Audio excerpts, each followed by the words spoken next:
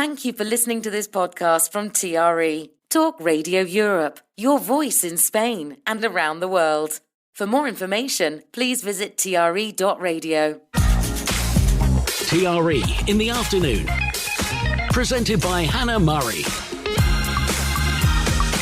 Good afternoon. You're now listening to Women Talk. With me in the studio today, we have Linda Greenway, Carmel Rogers and Katie Rowlands. Hello. Hello. Hi. Hello. Thank you all for coming in. If you're listening at home and you'd like to get involved, you are more than welcome to. Here's how. To contact TRE, please call 952 78 4000.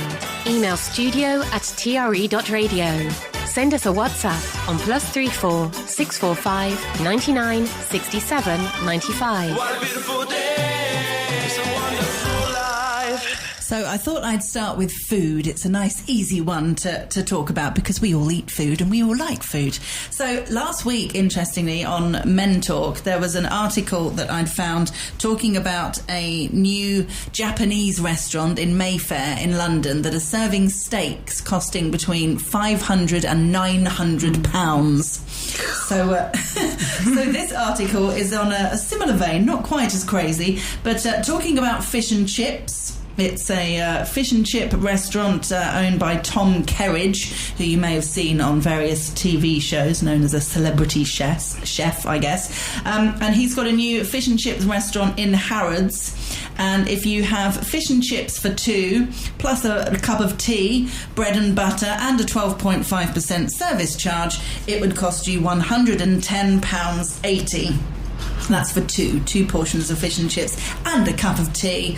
And then it goes into quite a bit of detail on how expensive various other fish and chip teas or suppers, however you like to call it, cost in different parts of London, all around a similar kind of price. How much would you pay for fish and chips? How much is too much? You know, is it all relative depending on how much money you've got, or would you draw the line even if you were a multi-billionaire? Daylight robbery. Yeah, I wouldn't pay that. Not even in. All right, you could put a little bit on for being Harrods. Yeah, and you probably get tea in porcelain cup. Yeah, but really, he should know better. He does M&S adverts on the telly. Yeah, he should, and he's very good on his dietary advice and all that, but that much money for fish and chips, really? It is a bit of a joke, and it shows you a picture as well. It's all kind of gourmet style. You know, it's one piece of fish that's battered, then it's got a little that looks like bone china with the chips in, that looks like it's got 1, 2, 3, 4, about 8 chips in it, I reckon, and half a slice of, is that tartar sauce possibly? No mushy peas. Yeah. No mushy peas. I'd pay for mushy peas. I think it really depends where you are. So if I was in Spain, I'd be prepared to pay a bit more for fish and chips than in the UK, but definitely not anywhere near that price. No. I'm more of a quantity versus quality kind of girl, to be honest. Really, you prefer a bigger meal? Absolutely. As opposed to the fine dining. Yes, kind of, I used to work at a Michelin star restaurant, and I would taste some of the food now and again, and it was gorgeous, but at the end of the day, you're not really getting your value for money because you're going home still hungry, even if you've eaten 5 small plates of food. Mini morsels. Yeah. I'm going to be honest and say that I disagree. I love this type of dining. Really? Absolutely. It's really, really my thing. I used to be the opposite. I used to be all about the quantity, but now I'm definitely... I do think you can. It's a misconception, I reckon, certainly in my experience, that you go home hungry. Very rarely do I go home hungry, because you can get away with eating less than you think, and it doesn't take much to kind of train your body. You'll know this, Linda, with nutrition. Train your body into eating less. You know, you can your stomach expands or not depending on how much you're used to eating, and if you're used to eating a lot, your stomach gets used to eating a lot, and it doesn't take long to kind of train yourself to eat a little bit less, and then you get full quicker, which is always good. Yeah, no, definitely I agree in that. I mean, for me, I like the experience factor, and so obviously I wouldn't go for fish and chips, and I wouldn't have this in Harrods, but I think the experience of eating something in a beautiful place with like nice music and stuff. I used to go to like Claridge's and have the afternoon teas and have all that kind of like, okay, it is expensive for what it is, but it's just nice, the actual atmosphere and the experience. Of course. It's something that you only do every now and again. Yeah, you don't do it every week. Special treat. Yeah. No, fine dining is nice in its place, but fish and chips are fish and chips. Yeah. You know, you can't mess around with fish and chips. No, you're right, actually. It does depend on the type of food, doesn't it? And I suppose there is advantage of having quality food because you have all those different notes that hit you when you eat really nice food and all the different textures and things. So I'm not always about quantity over quality. Sometimes I'm happy with a good plate of food. But like you said, fish and chips are fish and chips. How can you get that much better than just the fish and chip down your local high street? Yeah. And the point is, the fish and chip down your local high street in the UK is absolutely fabulous. I mean, it's great. Indeed. It's delicious. And I don't know how much it's gone up to now. Is it still under a tenner? Oh, I doubt it. I think it's probably nearer a tenner, Okay. but it's more expensive in Spain, so it's still good value for money when you go back to the UK, I think. Yeah, definitely. And can you still get it in newspaper as well? They stopped that, I think, didn't they? It's all polystyrene now, isn't it? Yeah. Okay, so we wouldn't pay £110.80 for a fish and chip supper. There we go. Definitely not. There's an article talking about to-do lists and kind of getting prepared for Christmas. We've talked about this the last couple of weeks, getting prepared for Christmas and how much preparation you do, or whether it's kind of last minute thing, or whether it's just another day and it doesn't matter at all.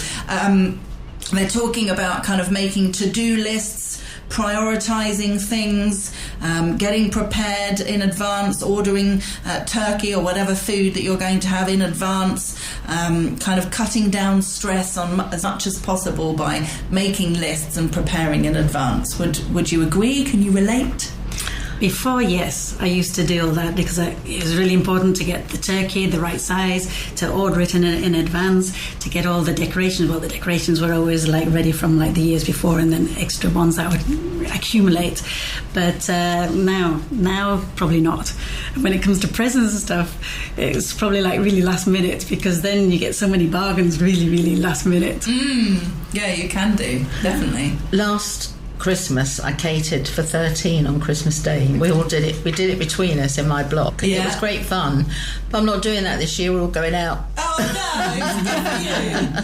Good for you. I mean, you say it was great fun. Was it still a lot of work, presumably? Yeah, it was, because you end up with the clearing up and, you know, but everyone was very good. They did a lot of it, but I was knackered. And I wasn't very well last year either, so it was a bit knackering. So this year's going to be more... There's still going to be about 14 of us, but we're all going to go out to a Spanish restaurant on the beach. Nice. I did that one year, and we didn't have it. We had the Santa hats on and everything, but we had like calamari and prawns pil, and it was like a normal Spanish lunch, and there wasn't like a turkey or a roast potato in sight. It was fabulous. It was really nice. I might do a little buffet on Boxing Day. Okay. But cold. Nothing too fussy. Yeah. Sausage rolls, mince pies. Nice. Yeah. Nice. And for me, in terms of cooking, because I'm a single millennial, I just go home to the UK for Christmas and my mum sorts it all out. Lovely. So because my mum's so organised, all I need to do is a bit of peeling of the vegetables. And in terms of the gifts, I've never been much of a gift receiver or giver, to be honest. And normally I rely on my younger sister. She'll say, I've bought X, Y and Z. Let's buy this for our family, and I'm quite a last minute person, so without her I would probably be even more last minute. I'm ridiculously organised. This year I haven't done hardly anything, which is totally out of character for me. Totally. I've normally bought most... I reckon by this time last year I bought all of the Christmas presents. I bought loads.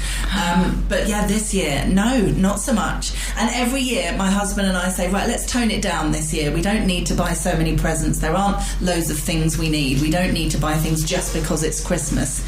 And every year I kind of break the rule without realising it. But this year I haven't. I really haven't. I haven't thought about it much. It's very strange, but it feels quite nice. Has there been a reason for that, or you're not sure why? I don't know.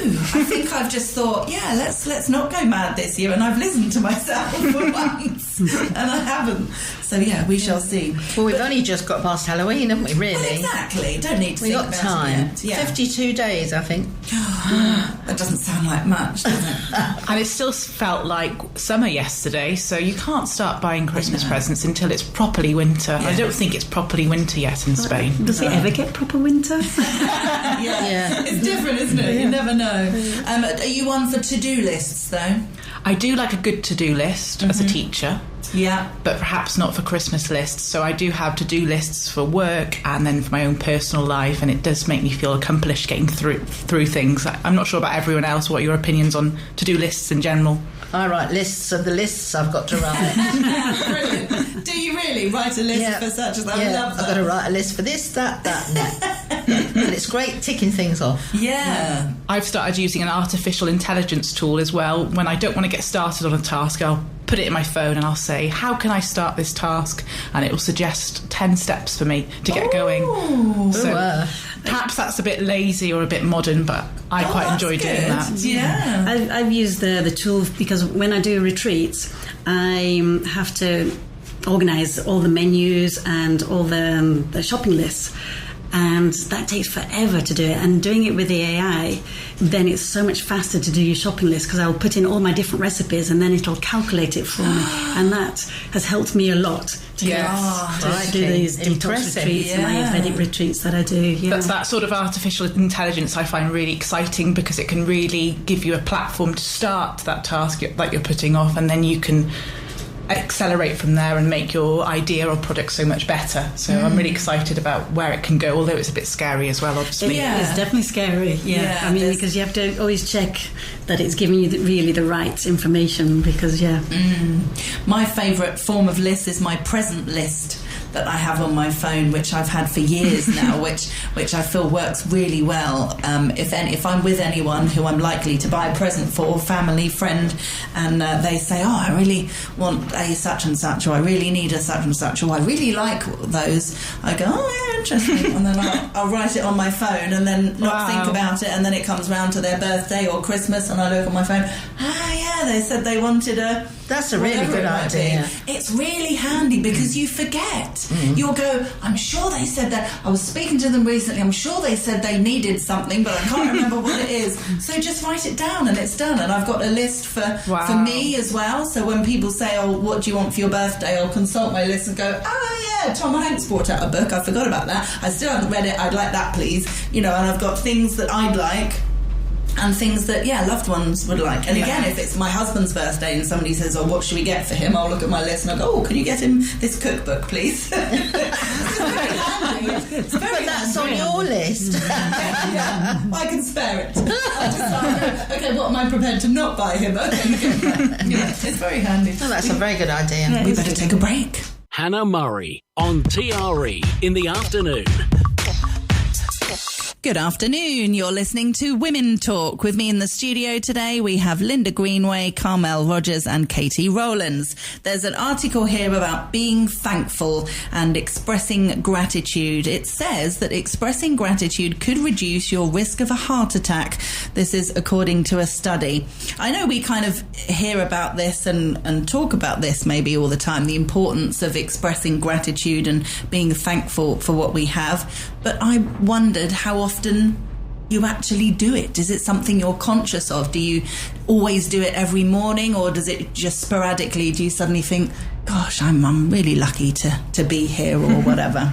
I do, and quite often I have like these bursts of like feeling so happy, and then I'm like, wow, this is so great, and I love life, and I'm so thankful, and I'm like, so many times that happens to me. But I also like, there's a priming exercise that I like to do in the mornings, and that is 3 different things that you're grateful for, and it can go through into your past, and it could be anything in the past, anything that you're grateful for, but it makes you feel so empowered, and it makes you feel so really like really great. Good. Really good. And then you go into the other part of the priming is going on to stages of what it is that you want to achieve, and then giving love out there, and love for yourself and healing yourself and stuff. But those kind of priming things, you feel really super powerful afterwards. So that is something that I like to do. on a regular basis, and it's something I also recommend to my clients as well. Yeah, nice. The time when I feel it the most, I think, is walking along the beach, walking along the Paseo.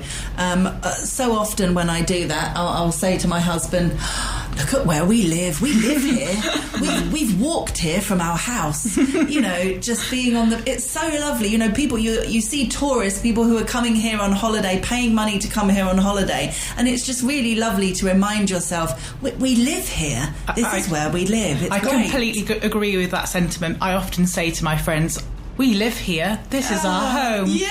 And I'm on a mountaintop or by the sea, and I think, wow, isn't this wonderful? But the activity of sort of writing down daily gratitude statements, I'm kind of on the fence with. I have done that before, probably when I was in a more of a darker place in my life. But also there's some evidence to suggest it's quite good to write down negative thoughts and why your day didn't go quite so well and what you have control over. So I think sometimes it's good to be active in the practice of writing down gratitude, and other times it's better to think about, well, what went wrong today and how can I act on that in the future? And then I also like those sort of moments of surprise of gratitude during the day, and that's often when I'm slowing down and I'm looking at the sky or the rainbow as I was driving here today, or the way the light is glinting through the window or something like that. It's nice to acknowledge the little things. Exactly. It's so simple. And it always happens to me in the morning when I'm walking the dog and the sun's coming up. And I saw your photograph the other day, and I think I'd see that an awful lot because I'm always out with the dog in the dark. She's got a little light on so I can see where she is. But as the sun comes up, I often think I'm so lucky and so grateful to live here. But I don't know, I used to keep a diary, but there doesn't seem to be time for anything like that anymore. Yeah. You really need to set aside the time to do things like that. Absolutely. But that's when I have my time. That's my time, you know, on the beach with the dog. Lovely. Yes. Lovely. This is a very interesting one, the idea of retirement. The article says a soaring number of over 65s are choosing to keep clocking in at work rather than enjoy a relaxing retirement. At least 1 in 9 are still working past their 65th birthday, compared to 1 in 20 in 2000. So this is an interesting one, either to think about what you're doing now, what you imagine you might be doing in the future, when you were younger, what you thought about retirement, whether that's changed as you've got older. Carmel, I feel like you have something to say on this one. I'm over 65. Yeah. Only a tad. Only a tad, darling, and I'm absolutely. still working. But and I do enjoy my job. But to be honest, I would love to be able to stop because I think I'll be even busier. Okay. There's so many things I'd like to do. I'd like to do a bit of volunteer work. I'd have more time to do stuff with my theatre group, maybe a bit with age concern with the animals. I'd like to do a bit of dog walking or something. But, you know, finances, I've got to keep going just yet a while. Yeah.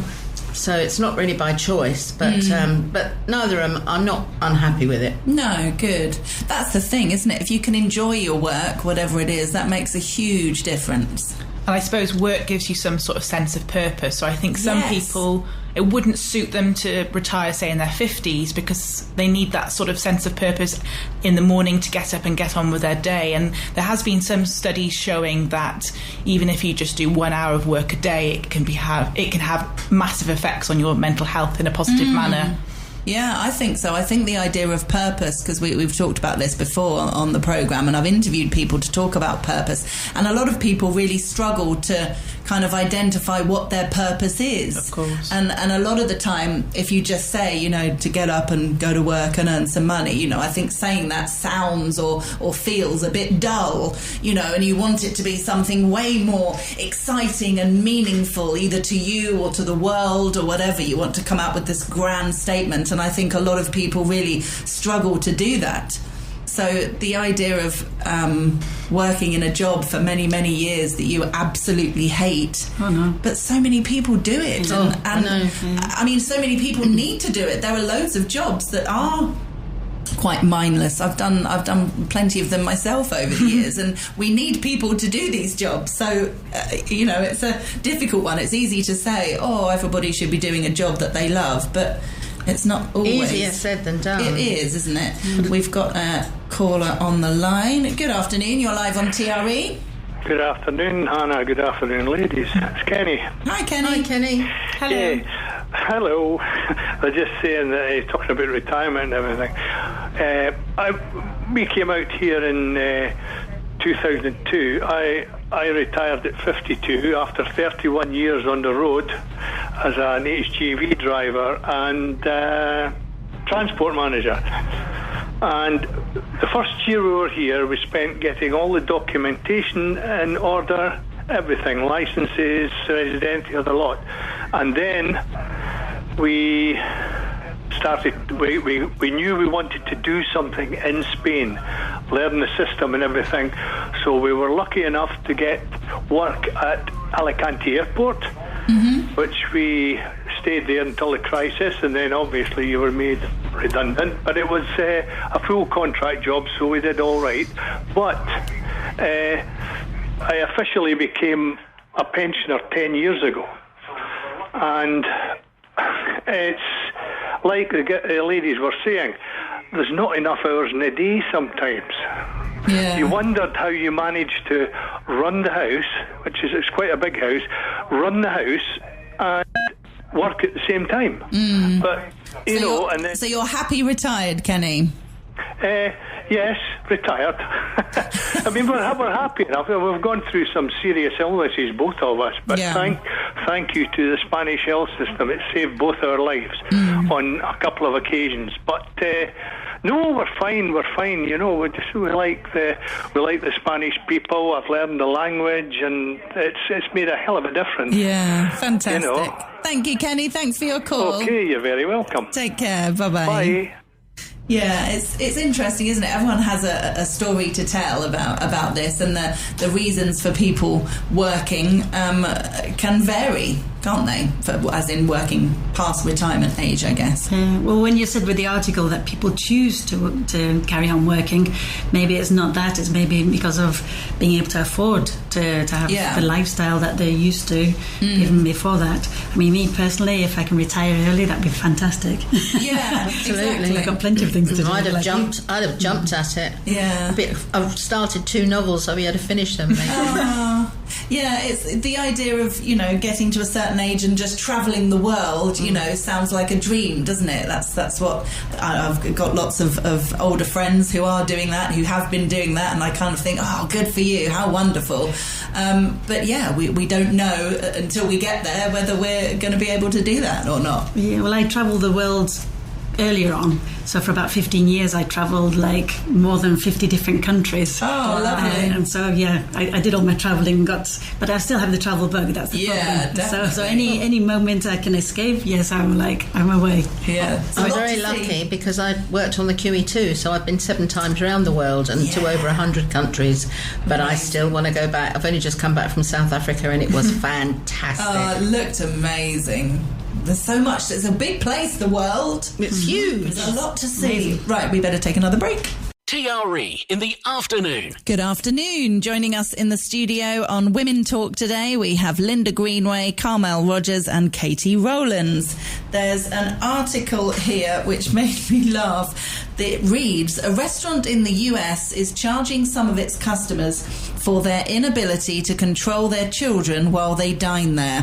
Hidden away at the bottom of its menu, the Toccoa Riverside restaurant tells its diners of its adult surcharge, adding $3 signs next to the words, for adults unable to parent. The menu adds, no respect, no service. I like it. I really like it. Yeah, I think it's a good idea. Oh, wow, we all think it's a good idea. I don't have any children. I would like to in the future someday, but I'm a teacher, and I feel like if you can't control your children, why are you in a public environment annoying everyone in a place which is supposed to be perhaps romantic or calming or a treat for other people? You're disrupting their peace, and it's not particularly fair, I don't think. No, I absolutely agree. Definitely. I find it shocking sometimes how, you know, the adults are quite prepared to have their adult times and let the kids be kids, and you know they're running around going mad and the adults aren't paying attention because they're having a glass of wine and a chat, and it's like, sort your kids out. My mother used to say children should be seen and not heard. And I was taken to restaurants and I sat in my chair, ate with my proper knife and fork and behaved myself, and they were absolutely horrified when other children were allowed to run riot. Yeah, it's true. But here in Spain, I mean, it is a lot different. Yeah. I mean, I do like the fact that, you know, the kids can be out until late in the evening. I do. And that it's a real family atmosphere. And if the kids are getting tired, then they'll put the seats together and stuff, and they'll sleep anywhere in the restaurant. So that part I kind of like as well. But also at the same time, if they're loud and like disturbing other people, then yes. Yeah. Yes. No, if you're in a Spanish family restaurant, it's fine. Yeah. But if you're like in the Marbella Club or Danny Garcia's or something, and they're running around, yeah, exactly. Charge them. Depends on the restaurant. Charge them and knock it off everyone else's bill. That would be a good one, knocking off everyone's bill. I like that. Yeah. And I wonder if this takes off. I don't know. Other places. I think children don't necessarily need to be seen but not heard, because I think in Spain they are definitely seen and heard. But I think as long as they're being polite and they're not disrupting others, I think that's the main thing. Because I do think Spanish culture is quite loud, but I do think Spanish children are really, really polite. And my mum picked up on that when she visits Spain. She says all the children, regardless of the age, they'll go out of their way to say hola to her. And she says that's so different to the experience in the UK, because they're brought up to be loud but be polite at the same time, which I think is a really lovely experience that we have here living in Spain. And the siblings behave, don't they? Look after their younger siblings, whereas in England they usually beating them up. Yeah. Oh, it's nice to see. I do. It is nice that the politeness, definitely. It's really important. Okay, there's another to older children now. The proportion of Italian adults still living with their parents has long been high, but one mother was forced to take drastic action after her two sons, both in their 40s, refused to abandon the comforts of the family home. The woman, aged 75, from the northern city of Pavia, had grown weary of having to maintain her sons, 40 and 42, and on several occasions tried to convince them to find a more autonomous living arrangement, especially as each of them had a job, but neither of them wanted to know. The mother was also annoyed that her sons did not contribute to the household expenses or chores, so she took them to court, culminating with the judge sympathising with her plight and issuing an eviction order against the men. Wow.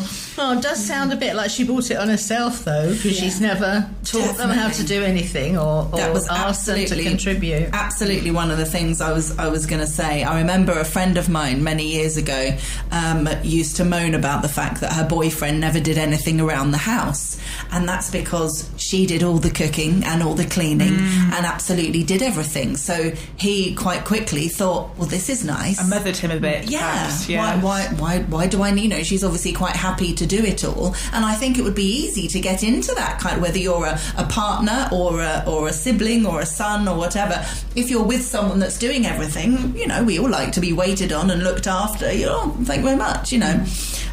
So I get it. I think they're used to having everything done for them. Whereas if from a young age she said, well, you have to make your bed before you go to school, you need to wash up, you know, I've made the food, you wash up, you dry, you know, making sure they're doing things, then they will have brought up knowing that they need to contribute to the household. Yeah, no, definitely. I pity their future wives. Yes. I do think Italian culture is very similar to the Spanish culture in the sense that a lot of Spaniards will stay with their parents up until the age of 30 because of the family culture and because of the expenses of property. But the mother should have started earlier with them, getting them to do household chores and even contributing in a monetary way. My dad, if they're earning money, absolutely, why aren't they contributing? My dad, ever since I've started earning money, I've always contributed to the household bills, even if I go home for an extended period of time from Spain. And I just think that's the right thing to do. It doesn't need to be a lot, but it needs to show willing that you're happy to contribute to what your parents have worked really hard for. Definitely, that's lovely. Or go shopping, you know, like say, I'll get this week's shop or whatever, you know, it's little things like that you can do. Definitely. It's a bit sad she's had to go to court, really. Isn't it? I didn't think that story would end in that dramaticness. No. I'm glad that extreme, that one. Yeah, it's a shame, but I mean, bless her. She's 75. She wants a life. I can't imagine. No, I can't imagine being. Never mind being the mother. but wanting to be at home for so long. I mean, I always had a great relationship with my parents growing up. I loved being at home. Always, we were always able to talk about stuff, so it wasn't like I was desperate to leave home to get away from them. But I was desperate to leave home because I wanted to explore the world and go to different countries and do jobs and be independent. Be independent. Exactly. It was nothing to do with desperate to get away from them as people. It was just, right, I'm an adult now. What shall I do? Where shall I go? It was exciting. Yeah. No, I was already 18 and I was already travelling and moving and doing. But I think with as you said, the Spanish families here, a lot of people they do stay longer, and I think that's nice with the family kind of side of things. Yeah. But also I think a lot of people, they can't afford to go and live elsewhere, especially here in Marbella. Yeah. And in England now it's tough. I mean, I left home at 15. My parents lived on a 40-foot houseboat, and half the time they didn't speak to each other. So it was easy for me to clear off. Oh, dear. But that sounds fun, living on a houseboat. Until it's winter and the gangplank freezes and you run out of water and you've got a chemical toilet and it leaks. Oh, no. Yeah, it's fun in the summer. I saw a programme about these new kind of toilets they have on these super yachts where it sort of... It incarnates the wastage in the toilet, and it's really expensive though. It's about £5,000. Yeah. So I don't think any old boat would be getting that these days. You've got a tin can with a seat on it, and your dad had to go and empty it in the cesspit. It was very romantic. That doesn't sound nice. I mean, I worked on the super yachts here in Spain, but a lot of the stuff, the toilet waste goes back into the sea. Yeah. But they have to be a certain number of miles out from the coast, and then they're deposited into the sea. It's not good. A macerator. That's what you were talking about, wasn't it? Yes, that was it. I couldn't find the correct words. Well, I mean, on the big cruise ships, of course, they make the grey water into... They can actually turn it back into drinking water if you had to, but the grey water's not. It's offloaded when you're so many miles out to sea. It's all regulated, but of course the yachts, they do more or less what they want. It's horrible though, isn't it, when you think about swimming in the sea? Yeah, but even in Puerto Banús, I see some boats because you can hear it because it's a certain motor that's sending it out, even in the port. Really? Yeah. That's why you get those big fish in the port. Yes, I don't go fishing in the port. Sorry for bringing up this conversation. You wouldn't want fish and chips off them, would you? Billy Connolly springs to mind. Oh dear, let's take a break then. Hannah Murray, TRE in the afternoon. Good afternoon. You're listening to the last part of today's Women Talk. In the studio with me today, Linda Greenway, Carmel Rogers and Katie Rowlands. If you're listening at home and you'd like to get involved, please do. To contact TRE, please call 952 78 4000. Email studio@tre.radio. Send us a WhatsApp on +34 645 99 67 95. What a beautiful day. It's a wonderful life. Okay, there's an article here that we've been working our way through over the last few weeks or so. It's a food writer called Deborah Robertson who has created a list of snobbish pet hates, as she calls them. Some of them I totally agree with, and some of them I totally disagree with, but lots of them make really interesting discussion points. So one of the things she hates, which I absolutely love, are theme parties of almost any kind and all fancy dress parties. I think I've been to or am going to 4 in a month. Oh my this God. month. Did one last weekend, doing one this weekend, did Halloween a few days beforehand, and doing another one in 2 weeks' time. You're popular to have that many friends, to go to 4 parties in such a short time frame. I love fancy dress. It's Do you? Yeah. I'm not sure Definitely. about it. Really? I just think it's a necessary expense to buy more clothes for something you're not going to wear very often. I liked fancy dress when I was in university because I used to do a lot of dancing when I was in school. I had lots of clothes available to my disposal to wear to these fun parties, but now as an adult, post-university, I don't really fancy wearing fancy dress very often.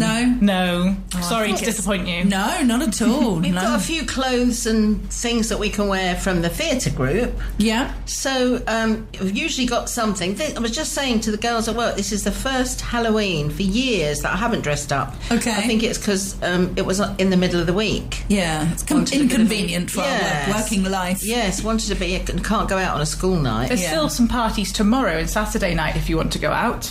Oh, right, well, I'll get a list. Yeah, what about you, Linda? Yeah, for me, yeah, it depends on the occasion, but I like to sort of put something different on it. It brings another character out of you. You're someone else, and it's like you can put on stuff that you probably would never even think about putting on, or you could make your face in a way that you would never make it up as. So I like the fun aspect of it, and I like the play aspect of it. And I remember you talking about all your different outfits on the Good Morning Spain TV program, and that made me smile. How many boxes did you say you had? We have quite a few boxes of fancy dress at home, literally. I reckon about 6 or 7 of those big plastic boxes from the Chinese shop. You can tell you're a theatre performer. Yes, I think that's where it comes from, I guess. I think it's where it comes from. But I love it. I just think, like what you said, Lynn, a great way of kind of expressing yourself and having a different character, which is fun. Just like, it's definitely fun, yeah. Maybe I need to ship over my costumes from my childhood from the UK. I do have at least one big box at home in the UK, so maybe I need to ship that over, and then I can join in with the excitement of this fancy dress. Yeah, there you go. But I also like the traditional kind of things as well, because it's not really classed as a theme, but I like to go to the ferias, I like to go to the Spanish fairs, I like to put the proper flamenco dresses on. And those kind of things, it makes me also feel a part of the traditions and being part of Spain. So those things I like to dress. Yeah, lovely. Be a part of it. There is a comment she makes here talking about her pet hate. She says badminton is just ridiculous.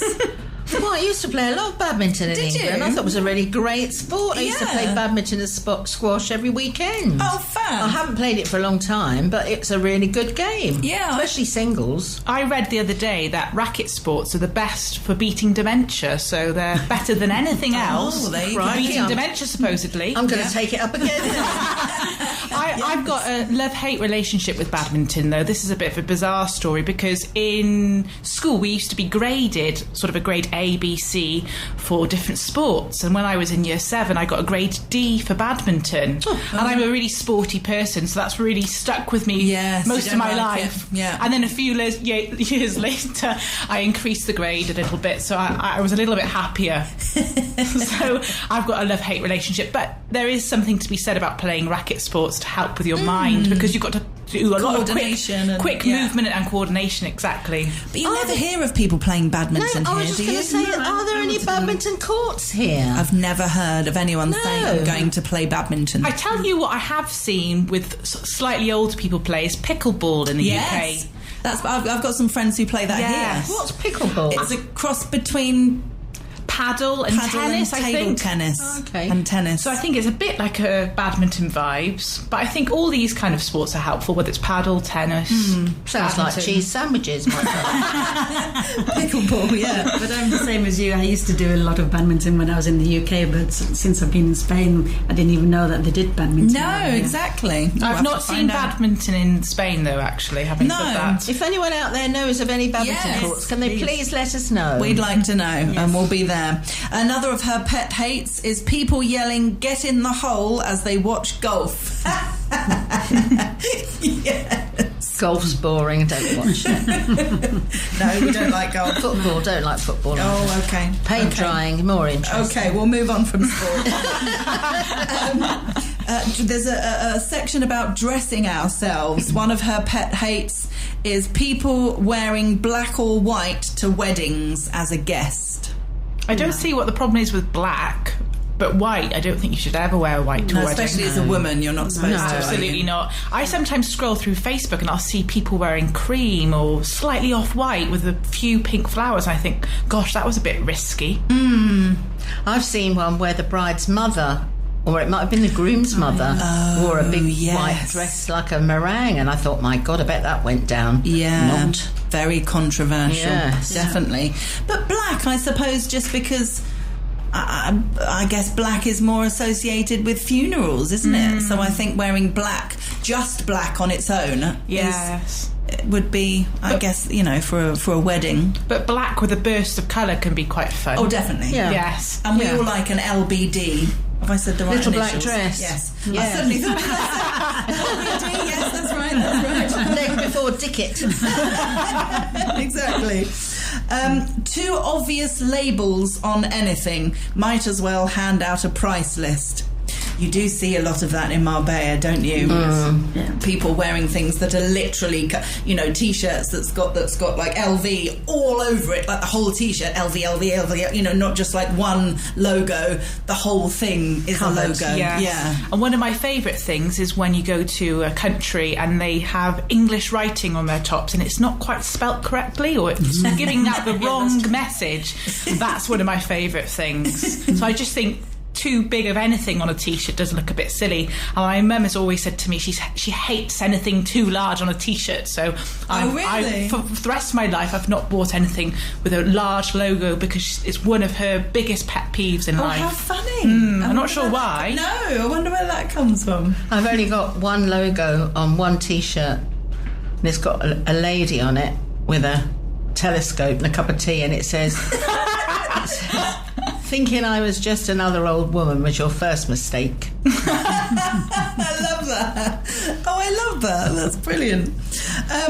There's another one here, which I know you were talking about earlier. Dressing up pets in clothes is undignified to the pet and owner. Dreadful. No, I would disagree on that one as well. You disagree?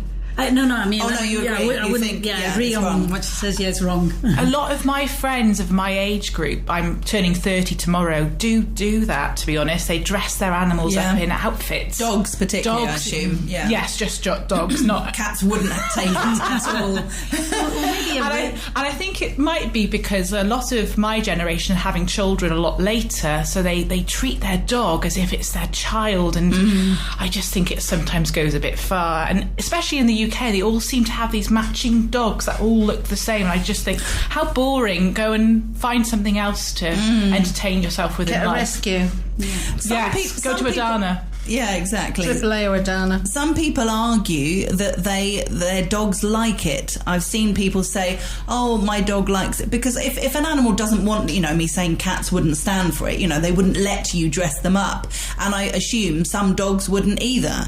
But if some dogs sit there and quite happily put their paw through a whatever, and then I don't know. I've got a very nervous Podenco, and she does shiver when it's cold, and we're in Spain. So I have got a little quilted jacket thing. yeah. Yes. But she hates it. Really? I have to take it off her when we get where we're going so that she'll go and do her business, because she won't do it with the coat on. I love Podencos. They're a bit like cats. They're so gentle and kind. Yes, I've got two cats as well, and they all sleep together. Oh, It's quite adorable. incestuous, really.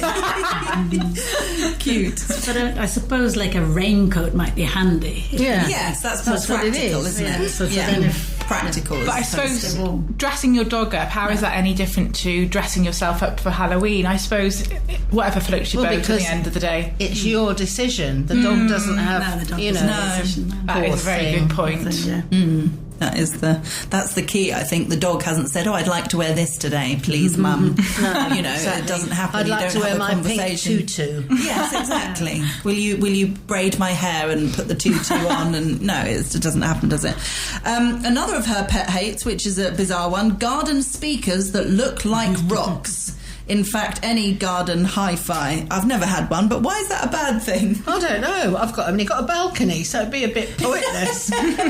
But I should think if I had a garden, a rock speaker would be okay. I think that's kind of cool. If it looks like a proper rock, but I have seen some rock-looking speakers and they don't look Right. rock-like, really. They look really plasticky and they look really Yeah. rough. So Okay. that side, no. What would you need a speaker in the garden for? To listen to some music? Oh, absolutely. Oh, that's what it's for, is Yeah. it? If you're going to have a party in the garden, Oh, yes. I'm having a party next week. Maybe I should invest Buy a in rock. one. put that on the list. Yes. See see if there's a difference in quality. See if you can get some really cheap ones that look really bad, with all plasticky and really cheap plastic, and see if you can get a rock-looking one that's better quality, that's more money. So I need to add to my to-do list buying costumes to dress up in and rocks speakers that look like rocks for the garden. And buying my Christmas presents earlier, so I've got lots of things to do when I get home tonight. A rock to play rock through. That's very so good. We can rock on to rock it. for rock music. Oh, there's so many, isn't there? I love it. Okay, this is also connected to pets. People who call their pets fur babies. They're first-rate dogs, not second-rate humans. This goes back to what you were saying about treating them like babies and stuff. I don't think there's anything wrong with fur babies as an expression, though, is there? I don't know. Never used it myself, but... I don't think I've ever used it. I'm just trying to think. I know I've got some friends that use it. It's okay. I don't really have an opinion that one way or the other. No, same. Nor do I, to be honest. Well, no. I wouldn't use those words either. I wouldn't use them, but I've not got, I wouldn't stop speaking to someone because they do. No, exactly. And, to a certain extent, I've never had a dog. I've always had cats, but they do become your baby in a way, for want of a better word. Exactly, they're part of the family. You look after them, you feed them, you nurture them. Exactly. So they are part of the family. So I get it. I don't think it's offensive at all. It's fine to call your husband hubby if your intention is to emasculate him completely. Dreadful word. Yes. I say it. You don't. I do. I could never think of PJ as a hubby. I know. I can't believe I say it. I'm trying to think in what context, but I'm sure I've said it. Not like as an obvious thing, but like I'm sure it's come out before, my hubby. Yeah. It sort of sounds more endearing than husband. Husband just sounds really formal, doesn't it? My husband and I. Exactly. Whenever I say that on the radio, I laugh at myself. My husband and I. Exactly. Because you feel like you need to say it in that voice. It's a bit like so I say hubby, it's kind of... It's a bit like people call people their partner rather than their boyfriend.